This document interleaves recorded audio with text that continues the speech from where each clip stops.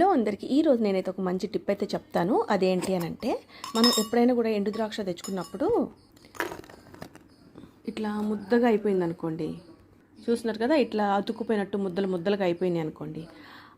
అలాంటప్పుడు ఏం చేయాలి అని అంటే, ఇట్లా ఎప్పుడైనా కూడా ఇట్లా ఒకదానికొకటి అతుక్కొని ఇట్లా ఉండకుండా ఉండాలి అని అంటే ఏం చేయాలి అంటే, చూడండి ఇట్లా అతుక్కుపోతూ ఉంటాయి అనమాట. అలా కాకుండా ఉండాలి అంటే జస్ట్ కొంచెం బియ్యం పిండి ఉంది కదా, ఆ బియ్యం పిండి కానీ వేసేసి కొంచెం మనం ఈ విధంగా కలిపేసేసి